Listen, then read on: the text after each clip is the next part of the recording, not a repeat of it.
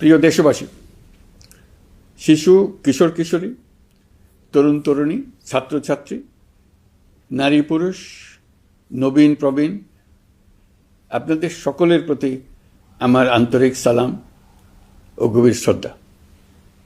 আসসালামু আলাইকুম। শুরুতেই আমি দেশের সবাইকে শুভেচ্ছা জানাচ্ছি। দীর্ঘ 17 বছর পর একটি উৎসব মুখর, অংশগ্রহণমূলক ও শান্তিপূর্ণ জাতীয় নির্বাচন সফলভাবে সম্পন্ন করার জন্য এই নির্বাচনের মাধ্যমে জনগণ, ভোটার, রাজনৈতিক দল, প্রার্থী, নির্বাচন সংশ্লিষ্ট প্রতিষ্ঠান ও আইনশৃঙ্খলা বাহিনী সম্মিলিতভাবে একটি প্রশংসনীয় নজির সৃষ্টি করেছে। ভবিষ্যতে বাংলাদেশের নির্বাচন কেমন হওয়া উচিত, এই নির্বাচন তার একটি উৎকৃষ্ট উদাহরণ হয়ে থাকবে। প্রিয় দেশবাসী, বিগত 18 মাস আমার উপর অর্পিত দায়িত্ব নিষ্ঠার সাথে পালন শেষে একটি নির্বাচিত সরকারের কাছে দায়িত্ব হস্তান্তরের প্রাক্কালে অন্তর্বর্তী সরকারের প্রধান উপদেষ্টা হিসেবে আজ আমি আপনাদের কাছ থেকে বিদায় নেবার জন্য উপস্থিত হয়েছি। আজ বিদায়ের দিনে 5ই অগাস্টের কথা স্মরণ করে আপনাদের কিছু কথা বলব। কি মহা মুক্তির দিন ছিল সেদিনটি, সে কি আনন্দের দিন। বাংলাদেশিরা দেশে বিদেশে যে যেখানে ছিল আনন্দের চোখের পানি ফেলেছিল। দৈত্যের গ্রাস থেকে তরুণ ছাত্রছাত্রীরা দেশকে বের করে এনেছে, দেশ মুক্ত হয়েছে। কিন্তু দেশ সম্পূর্ণ অচল। এই অচল দেশটিকে কিভাবে সচল করা যাবে সেটা ছিল সবার মনে। অভ্যুত্থানের ছাত্র নেতারা ঠিক করল দেশকে সচল করার জন্য একটি সরকার লাগবে। সরকার গঠন ও চালাবার জন্য তারা আমাকে খবর দিল। আমি তখন বিদেশে, আমি দায়িত্ব নিতে রাজি না। তারা জাতির প্রতি কর্তব্য পালনের কথা বলে আমাকে রাজি করালো। 18 মাস পর এখন আমার যাওয়ার পালা। আমি আজ আমার কাজ হতে বিদায় নিতে আপনাদের সামনে এসেছি। আমাদের প্রথম কাজ ছিল দেশকে সচল করা। এটি ছিল সবচেয়ে কঠিন কাজ। যারা দেশকে লুটে পুটে খেত তারাই দেশের এই যন্ত্র চালাতো। তাদের একান্ত অনুগত লোকজন নিয়ে অভ্যুত্থানের সঙ্গে সঙ্গে সবাই পালিয়ে গেছে। বড় কর্তা পালিয়েছে, মাঝারি কর্তা পালিয়েছে, অন্যরা ভোল পাল্টিয়েছে অথবা আত্মগোপনে চলে গেছে। কেউ নানাজনের সুপারিশ নিয়ে আসছে, তারা অভ্যুত্থানের গোপন সৈনিক ইত্যাদি। সরকারের ভেতর যারা পালিয়ে যাননি তাদের মধ্যে কাকে বিশ্বাস করবেন, কাকে বিশ্বাস করবেন না, এটি মহাসংকট হয়ে দাঁড়ালো। যতই মৃতদেহের অঙ্গ প্রত্যঙ্গবিহীন দেহের সন্ধান আসছিল ততই তারা চিহ্নিত হচ্ছিল। সেই থেকে 18 মাস চলে গেছে। অবশেষে 12ই ফেব্রুয়ারি আসলো। 1.5 যুগ পরে দেশে একটি জাতীয় নির্বাচন এবং ব্যাপক সাংবিধানিক পরিবর্তনের জন্য সর্বসম্মত জুলাই সনদের উপর গণভোট অনুষ্ঠান হলো। এই নির্বাচনে উৎসবমুখর পরিবেশ, দেশের সর্বত্র একটা ঈদের পরিবেশ ছিল যা আমাদের ইতিহাসে স্মরণীয় হয়ে থাকবে। এই প্রতিদ্বন্দ্বিতামূলক নির্বাচনে যারা জয়ী হয়েছেন তাদের আমি অভিনন্দন জানাচ্ছি। যারা পরাজিত হয়েছেন তাদেরকেও আমি অভিনন্দন জানাচ্ছি। হার জিতেই হলো গণতন্ত্রের সৌন্দর্য। যারা জয়ী হয়েছেন তারা মোট ভোটের প্রায় অর্ধেক পেয়েছেন। যারা জয়ী হতে পারেননি তারাও মোট ভোটের অর্ধেক পেয়েছেন। যারা জয়ী হতে পারেননি তারা এই জেনে আশ্বস্ত হবেন যে প্রায় অর্ধেক ভোটার আপনাদের উপর আস্থা রেখেছে।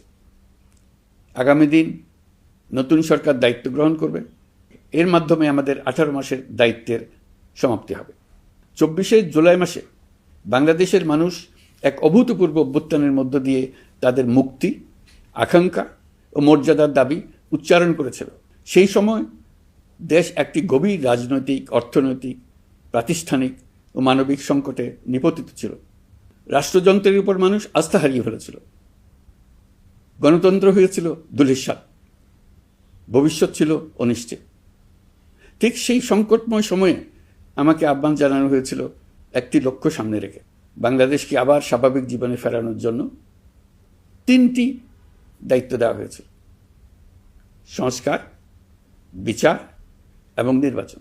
আমি ও আমার সহকর্মীরা সবাই আমরা সেই অঙ্গীকার রক্ষার চেষ্টা করে গেছি।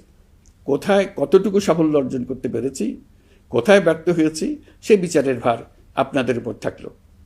আমাদের প্রচেষ্টায় কোনো ঘাটতি ছিল না। আমরা মানবতা বিরোধী অপরাধ, দুর্নীতি ও অনিয়মের বিচার প্রক্রিয়াকে রাজনীতি ও প্রতিশোধের ঊর্ধ্বে রেখেছি। আমরা ভঙ্গুর প্রতিষ্ঠানগুলোর প্রশাসনিক, বাণিজ্যিক, আর্থিক সংস্কারে হাত দিয়েছি, যাতে ভবিষ্যতে কোনো সরকার জনগণের ইচ্ছার বিরুদ্ধে নিজেকে স্থাপন করতে না পারে।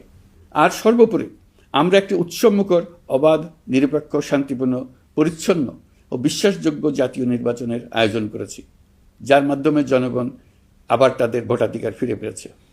এই নির্বাচন কেবল একটা ক্ষমতা হস্তান্তরের প্রক্রিয়া নয়, এটি বাংলাদেশের গণতান্ত্রিক ব্যবস্থার নতুন অভিযাত্রার সূচনা, নতুন বাংলাদেশের জন্ম। এই অর্জনের পেছনে যারা ছিলেন, জুলাইয়ে রাস্তায় নেমে আসা প্রতিবাদকারী তরুণ তরুণীরা, সেই সাহসী মানুষগুলো, শহীদ ও আহতরা, তাদের প্রতি আমি গভীর শ্রদ্ধা ও কৃতজ্ঞতা জানাচ্ছি। তাদের অভূতপূর্ব ত্যাগ ছাড়া এই পরিবর্তন সম্ভব হতো না। এই প্রক্রিয়া সফল করতে দেশের আবালবৃদ্ধ বনিতা সকলেই সহযোগিতা করেছেন। প্রাতিষ্ঠানিক দিক থেকে দেশের রাজনৈতিক দলসমূহ, নির্বাচন কমিশন, সকল আইনশৃঙ্খলা বাহিনী, সশস্ত্র বাহিনী, সরকারি কর্মকর্তা কর্মচারী ও প্রশাসনের প্রতিটি স্তরের সদস্যরা আন্তরিক সহযোগিতা করেছেন। আপনাদের প্রতি আমার আন্তরিক কৃতজ্ঞতা রইল। আপনাদের ধৈর্য, পেশাদারিত্ব ও আস্থার উপর ভর করেই এই পথ চলা সম্ভব হয়েছে। প্রিয় দেশবাসী, 24-এর গণঅভ্যুত্থানের সময় দেয়ালে দেয়ালে তরুণরা যে নতুন বাংলাদেশের স্বপ্ন এঁকেছিল, তার কেন্দ্র ছিল প্রাতিষ্ঠানিক সংস্কার। সেই প্রত্যাশা বাস্তবায়নে অন্তর্বর্তী সরকার প্রায় 130টি নতুন আইন ও সংশোধনী প্রণয়ন করেছে এবং প্রায় 600টি নির্বাহী আদেশ জারি করেছে, যার প্রায় 84% ইতিমধ্যে বাস্তবায়িত হয়েছে।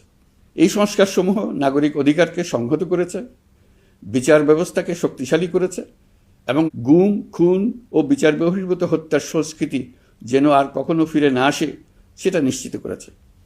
আমরা দায়িত্ব গ্রহণের সময় দেশের আইনশৃঙ্খলা পরিস্থিতি ছিল অত্যন্ত ভঙ্গুর। থানাগুলো ছিল পুলিশশূন্য, জনগণের মধ্যে আস্থার বদলে ভয় ও শঙ্কা তৈরি হয়েছিল। ধাপে ধাপে আমরা সেই অবস্থার পরিবর্তন ঘটিয়েছি। আজ পুলিশ আর মারণাস্ত্র ব্যবহার করে না, বেআইনিভাবে কাউকে তুলে নিয়ে যায় না, বন্দুকযুদ্ধের নামে হত্যা করে না, পুলিশ ও গোয়েন্দা বাহিনীর ভয়ে কাউকে ডিলিট বাটন চাপতে হয় না। জনবান্ধব ও জবাবদিহিমূলক বাহিনী হিসেবে গড়ে তোলার লক্ষ্যে পুলিশ কমিশন অধ্যাদেশ 2025 প্রণয়ন করা হয়েছে। বিচার বিভাগকে স্বাধীন ও শক্তিশালী করতে পৃথক সচিবালয় গঠন, বিচারক নিয়োগের স্বচ্ছ কাঠামো এবং দেওয়ানি ও ফৌজদারি আইনে যুগান্তকারী সংস্কার করা হয়েছে। সেপারেশন অব জুডিশিয়ারির জন্য মাজদার হোসেন মামলার রায় আমরা বাস্তবায়ন করে গেলাম। গুমকে মানবতার বিরুদ্ধে অপরাধ হিসেবে স্বীকৃতি দিয়ে আন্তর্জাতিক অপরাধ ট্রাইব্যুনাল আইন সংশোধন করা হয়েছে। বিচার প্রক্রিয়াকে স্বচ্ছ করতে রায় সরাসরি সম্প্রচারের সুযোগ, বিদেশি আইনজীবী নিয়োগ এবং অন্তর্বর্তী আপিলের বিধান যুক্ত করা হয়েছে। বাংলাদেশ যেন আর কখনো মানবাধিকারহীন রাষ্ট্রে পরিণত না হয়, সেই লক্ষ্যে জাতীয় মানবাধিকার কমিশন অধ্যাদেশ জারি করা হয়েছে এবং কমিশন গঠন করা হয়েছে। প্রিয় দেশবাসী, একটি সমাজ তখনই উন্নত হয় যখন তার নারীরা নিরাপদ, সম্মানিত ও সমান অধিকারপ্রাপ্ত। উন্নয়ন তখনই টেকসই হয় যখন নারীরা সিদ্ধান্ত গ্রহণে, অর্থনীতিতে, শিক্ষায় ও নেতৃত্বে সমানভাবে অংশ নিতে পারেন। যে নতুন বাংলাদেশের স্বপ্ন আমরা দেখছি, নারীদের অগ্রযাত্রা ছাড়া তা গড়ে তোলা সম্ভব নয়। নারী ও শিশু সুরক্ষা, যৌন হয়রানি প্রতিরোধ অধ্যাদেশ, পারিবারিক সহিংসতা প্রতিরোধের অধ্যাদেশ এবং নারী ও শিশু নির্যাতন দমন আইন সংশোধন করা হয়েছে। নতুন এসব আইনের মাধ্যমে কর্মক্ষেত্রে ও শিক্ষা প্রতিষ্ঠানে নারীদের হয়রানি প্রতিরোধ ও সুরক্ষা আবার নিশ্চিত করার পথ সুগম করা হয়েছে। প্রিয় দেশবাসী, অভ্যুত্থান পরবর্তী এক উত্তাল সময়ে দেশকে ধীরে ধীরে স্বাভাবিক ধারায় ফিরিয়ে আনতে আমাদের সশস্ত্র বাহিনীর সৈন্যরা যে ধৈর্য, পেশাদারিত্ব ও দায়িত্ববোধের পরিচয় দিয়েছেন, তার জন্য দেশবাসীর পক্ষ থেকে আমি তাদের প্রত্যেককে আন্তরিক ধন্যবাদ জানাচ্ছি। একই সঙ্গে বিশেষভাবে উল্লেখ করতে চাই, যখনই কোনো সংকটময় পরিস্থিতির উদ্ভব হয়েছে, তখনই দেশের রাজনৈতিক নেতৃত্ব আমাদের আহ্বানে তাৎক্ষণিকভাবে সাড়া দিয়েছেন এবং সহযোগিতার হাত বাড়িয়ে দিয়েছেন। এই পারস্পরিক দায়িত্ববোধ ও সংযমই দেশকে অস্থিরতার পথ থেকে স্থিতিশীলতার দিকে এগিয়ে নিতে সহায়ক হয়েছে। স্বৈরাচারের 16 বছরে এদেশের রাজনৈতিক নেতাকর্মীরা যে ভয়াবহ নিপীড়ন, মামলা হামলা, গুম ও হত্যার শিকার হয়েছেন, তা আমাদের জাতির জন্য এক গভীর বেদনাদায়ক শিক্ষা। এই অভিজ্ঞতা আমাদের স্মরণ করিয়ে দেয়, যাতে ভবিষ্যতে আর কখনো কোনো জালেম মাথাচাড়া দিয়ে উঠতে না পারে, যেন আর কখনো ফেসিবাদ প্রতিষ্ঠিত না হয়, শত শত আয়নাঘর সৃষ্টি না হয়, বিচার বহির্ভূত হত্যা ফিরে না আসে। সেই জন্য কেবল রাজনৈতিক অঙ্গীকারই যথেষ্ট নয়, প্রয়োজন ন্যায় বিচার নিশ্চিত করার লক্ষ্যে বিচার ব্যবস্থা ও রাষ্ট্রীয় কাঠামোর মৌলিক ও গভীর সংস্কার। এই উপলব্ধি থেকেই অন্তর্বর্তী সরকার তার সংস্কার কর্মসূচিকে সর্বোচ্চ অগ্রাধিকার দিয়েছে। প্রিয় দেশবাসী, ফ্যাসিস্ট সরকারের 16 বছরের নিপীড়ন ও জুলাইয়ের রক্তাক্ত স্মৃতি এখনও আমাদের মাঝে তাজা হয়ে আছে। যারা ভয়াবহ নিপীড়ন ও নির্যাতন চালিয়েছে তাদের বিচার করা এবং যেন আর কেউ এ ধরনের দুঃশাসন কায়েম করতে না পারে, সেটা নিশ্চিত করা আমাদের গুরু দায়িত্ব। বিচার একটা চলমান প্রক্রিয়া। একাধিক ট্রাইব্যুনাল বর্তমানে সক্রিয়ভাবে কাজ করছে। ইতিমধ্যে একাধিক মামলার রায় ঘোষণা হয়েছে। আন্তর্জাতিক অপরাধ ট্রাইব্যুনালে ফেসিবাদের সময় দেশে যে গুমের সংস্কৃতি গড়ে উঠেছিল, সেই ভয়াবহ মানবাধিকার লঙ্ঘনের বিচারও শুরু হয়েছে। বেশ কিছু মামলার বিচারিক কার্যক্রম এখন শেষের পথে। আমরা আশা করছি আগামী দিনগুলোতেও বিচারিক প্রক্রিয়া অত্যন্ত নিরপেক্ষ ও স্বচ্ছতার সঙ্গে এগিয়ে যাবে। প্রিয় দেশবাসী, অন্তর্বর্তী সরকারের সবচেয়ে বড় অর্জন জুলাই সনদ, যার ভিত্তিতে গণভোটে বিপুল সংখ্যাগরিষ্ঠতায় তা বাস্তবায়নের সিদ্ধান্ত দিয়েছে দেশের মানুষ। জুলাই সনদের বাস্তবায়ন হলে ফেসিবাদ ফিরে আসার পথগুলো চিরতরে বন্ধ হয়ে যাবে। আশা করব এটা নির্ধারিত সময়ের সীমার মধ্যেই বাস্তবায়ন হবে। অন্তর্বর্তী সরকারের ছোট বড় ভালো মন্দ অনেক কথা ভুলে গেলেও জুলাই সনদের কথা জাতি কখনো ভুলবে না। এই সনদ রচনা এবং গণভোটে পাশ করানোর জন্য আমি সকল রাজনৈতিক দল, সামাজিক সংগঠন, অধিকার রক্ষা প্রতিষ্ঠান যারা অক্লান্ত পরিশ্রম করেছে, তাদের সবাইকে আজ অভিনন্দন জানাচ্ছি। এই নির্বাচনে প্রথমবারের মতো প্রবাসীদের ভোট দেওয়ার সুযোগ সৃষ্টি করা হয়েছে। যখন একজন ভোটার গর্ব করে এই নির্বাচন ও গণভোটে ভোট দেওয়ার অভিজ্ঞতা সোশ্যাল মিডিয়ায় বলে, তখন একজন নাগরিক হিসেবে আমি আনন্দ ধরে রাখতে পারি না। আমি আশা করি এই প্রক্রিয়ায় ভবিষ্যতে আরও অনেক বেশি প্রবাসীরা নিশ্চিন্তে অংশগ্রহণ করতে পারবে। প্রিয় দেশবাসী, আমরা দায়িত্ব গ্রহণের সময় অর্থনীতি ছিল বিপর্যস্ত, ব্যাংকিং ব্যবস্থা ভেঙে পড়েছিল, অর্থ পাচার ছিল লাগামহীন। আমরা রাজস্ব ব্যবস্থাপনা, করনীতি, মুদ্রা ব্যবস্থাপনা, আর্থিক খাতে কাঠামোগত সংস্কার এনেছি। তলাবিহীন অর্থনীতি আমাদের জন্য রেখে গিয়েছিল আগের ফেসিবাদী সরকার। কেন্দ্রীয় ব্যাংক বাণিজ্য ব্যাংককে ফতুর করে দিয়ে গেছে, $234 বিলিয়ন পাচার করে নিয়ে গেছে, বিশাল ঋণের বোঝা রেখে গেছে। এইসব আমাদের জানা কথা। আমরা যারা এই অর্থনীতি আবার চালু করার দায়িত্ব পেয়েছিলাম, তারা দিশা খুঁজে পাচ্ছিলাম না। এখন যাবার সময় স্বস্তি পাচ্ছি যে আমরা অবস্থার মোকাবেলা করতে পেরেছি এবং নতুন অর্থনীতির বুনিয়াদ রচনা করে রেখে যেতে পারছি। এখন আর পাওনাদাররা আমাদের তাড়া করতে আসবে না। আন্তর্জাতিক লেনদেনে আমরা চোখে অন্ধকার দেখব না। আমাদের রিজার্ভের পরিমাণ এখন $34 বিলিয়ন। আমাদের দেশপ্রেমিক প্রবাসী ভাই বোনদের রেমিটেন্সের টাকায় এই রিজার্ভ ক্রমেই বাড়ছে। নিত্য প্রয়োজনীয় পণ্যের দাম নিয়ন্ত্রণে সরবরাহ বৃদ্ধি করা হয়েছে। টিসিবির কার্যক্রম সম্প্রসারিত হয়েছে। বাজার তদারকি ও মজুতদারির বিরুদ্ধে কঠোর ব্যবস্থা নেওয়া হয়েছে। এর ফলে খাদ্য মূল্যস্ফীতি উল্লেখযোগ্যভাবে কমেছে। শ্রমিক অধিকারকে মানবাধিকারের অংশ হিসেবে বিবেচনা করে আন্তর্জাতিক শ্রম সংস্থার গুরুত্বপূর্ণ কনভেনশনসমূহ অনুসমর্থন করা হয়েছে, যা কর্মক্ষেত্রে শ্রমিকের নিরাপত্তা ও মর্যাদা নিশ্চিত করবে। যুগান্তকারী নতুন শ্রম আইন প্রণয়ন করা হয়েছে। প্রবাসীরা আমাদের অর্থনীতির প্রাণশক্তি। তাদের সুরক্ষা ও কল্যাণে আইন সংশোধন, বিদেশে আইনি সহায়তা, নতুন শ্রমচুক্তি এবং দক্ষতা উন্নয়ন প্রকল্প গ্রহণ করা হয়েছে। বন্দর ব্যবস্থাপনা ও বিনিয়োগ কাঠামোতে আমূল সংস্কারের মাধ্যমে ইউরোপীয় সর্ববৃহৎ বিনিয়োগ সহ একাধিক কৌশলগত প্রকল্প এগিয়েছে। ব্লু ইকোনমির সম্ভাবনা কাজে লাগাতে গভীর সমুদ্র বন্দর, মৎস্য ও আধুনিক টাউনশিপ উন্নয়নে নতুন কর্তৃপক্ষ গঠন করা হয়েছে। প্রিয় দেশবাসী, পররাষ্ট্রনীতিতে বাংলাদেশের সার্বভৌমত্ব, জাতীয় স্বার্থ ও দেশের মর্যাদা, এই তিনটি মূল ভিত্তি আমরা দৃঢ়ভাবে পুনরুদ্ধার করতে সক্ষম হয়েছি। নতজানু পররাষ্ট্রনীতি কিংবা অপর দেশের নির্দেশনা ও পরামর্শ নির্ভর বাংলাদেশ এখন আর নয়। আজকের বাংলাদেশ নিজের স্বাধীন স্বার্থ রক্ষায় আত্মবিশ্বাসী, সক্রিয় ও দায়িত্বশীল। বিশ্বের সকল দেশের সঙ্গে পারস্পরিক সম্মান ও স্বার্থের ভিত্তিতে সম্পর্ক গড়ে তুলতে আমরা প্রতিশ্রুতিবদ্ধ। একই সঙ্গে ভারসাম্য বজায় রেখে ভবিষ্যতের জন্য প্রয়োজনীয় কৌশলগত সিদ্ধান্ত নিতে সক্ষম এমন একটি রাষ্ট্র হিসেবে বাংলাদেশ আজ নিজেকে প্রতিষ্ঠিত করেছে। রোহিঙ্গা সংকট আমাদের জাতীয় নিরাপত্তা, আঞ্চলিক স্থিতিশীলতা ও অর্থনীতির উপর একটা গুরুতর দীর্ঘস্থায়ী চাপ সৃষ্টি করে রেখেছে। দুঃখজনকভাবে দীর্ঘ সময় ধরে এই সংকট নিরসনে কোনো কার্যকর সমন্বিত আন্তর্জাতিক উদ্যোগ দৃশ্যমান ছিল না। দায়িত্ব গ্রহণের পর আমরা আন্তর্জাতিক অঙ্গনে মৃতপ্রায় এই ইস্যুটিকে পুনরায় বিশ্ব মনোযোগের কেন্দ্রে নিয়ে আসতে সক্ষম হয়েছে। এই সংকটের গুরুত্ব অনুধাবন করে জাতিসংঘ আমাদের পাশে দাঁড়িয়েছে।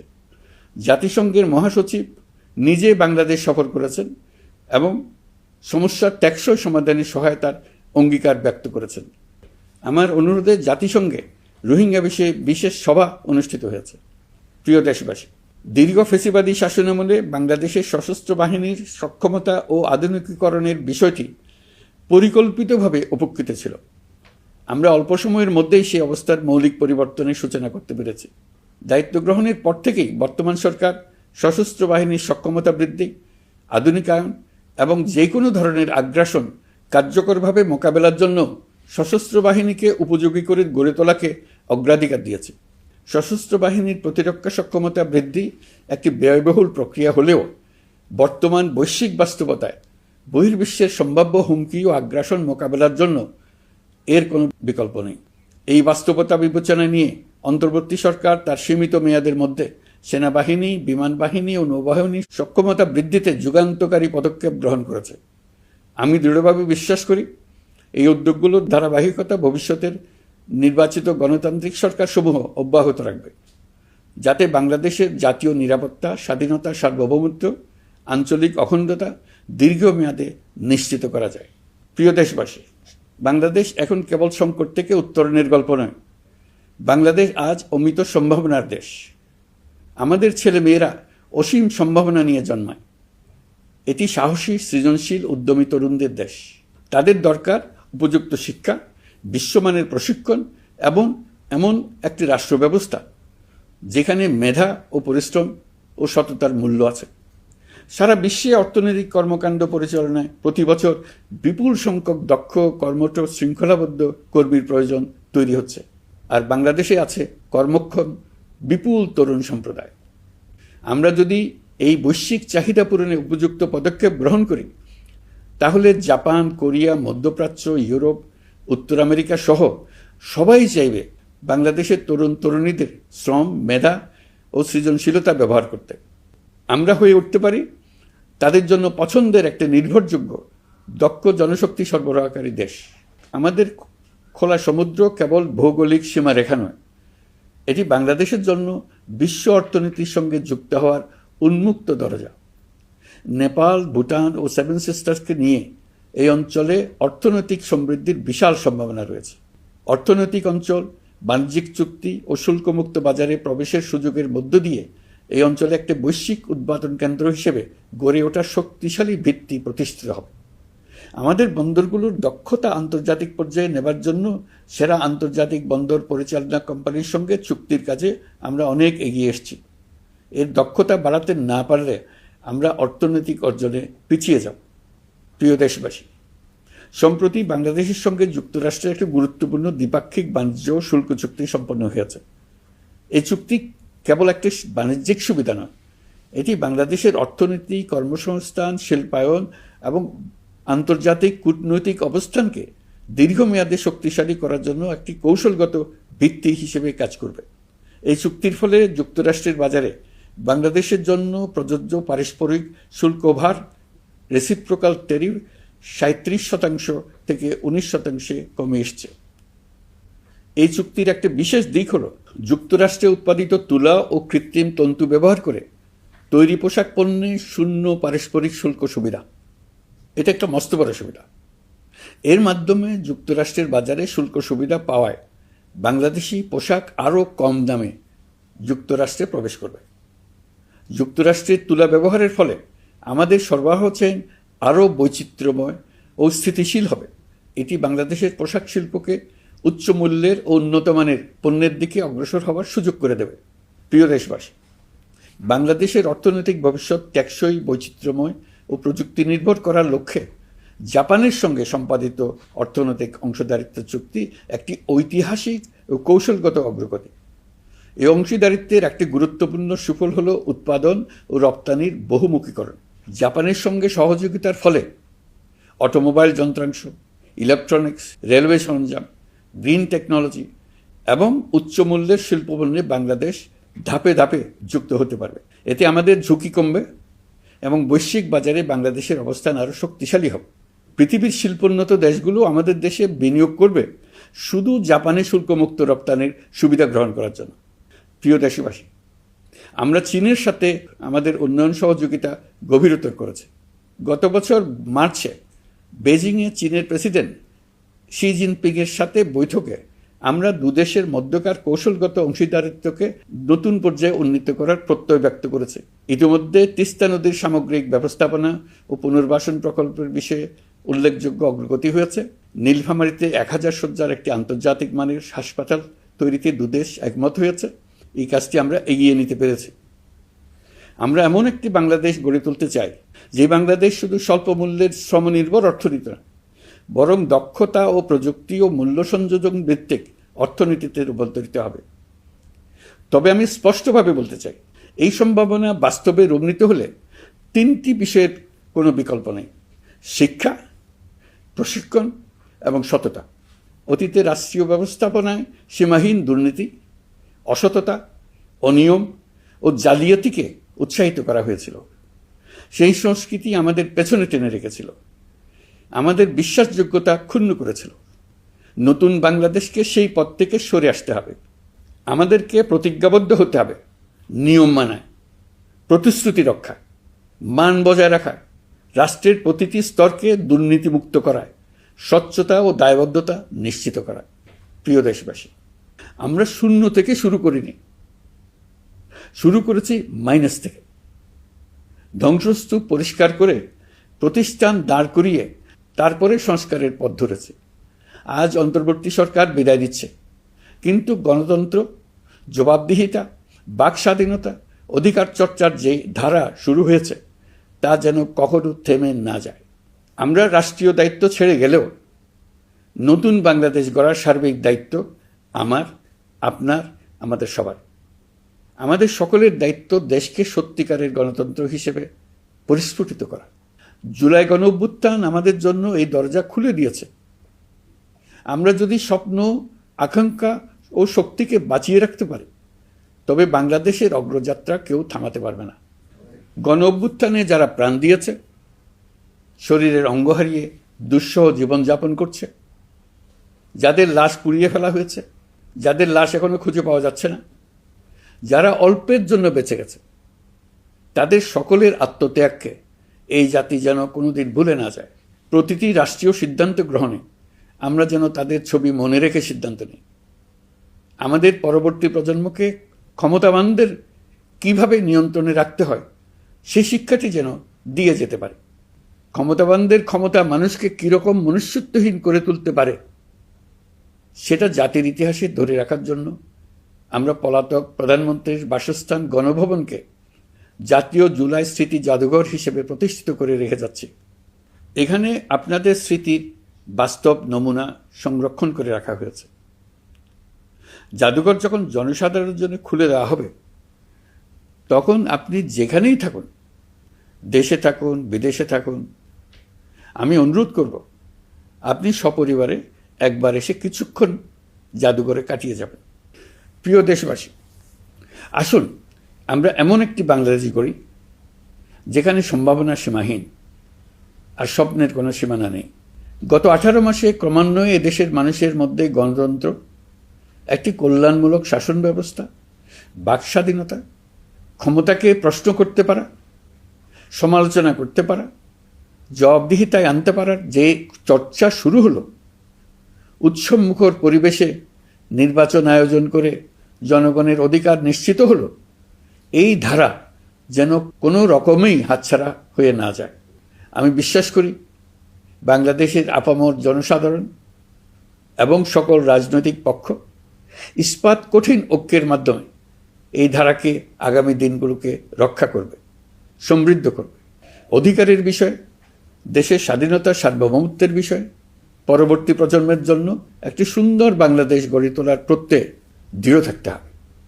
দলমত, ধর্ম, বর্ণ, নারী পুরুষ নির্বিশেষে সবাইকে আহ্বান জানাই একটি ন্যায়ভিত্তিক, মানবিক ও গণতান্ত্রিক বাংলাদেশ গড়ে তোলার সংগ্রাম অব্যাহত রাখতে।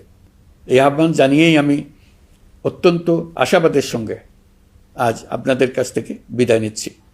দেশের শিশু, কিশোর কিশোরী, তরুণ তরুণী, ছাত্রছাত্রী, নারী পুরুষ, নবীন প্রবীণ, আমার দায়িত্ব থেকে বিদায় নেবার এই প্রাক্কালে আপনাদের সকলের প্রতি আন্তরিক ধন্যবাদ জানাচ্ছি। আমার জন্য দোয়া করবেন। মহান আল্লাহ আমাদের সকলের সহায় হন। আল্লাহ হাফেজ।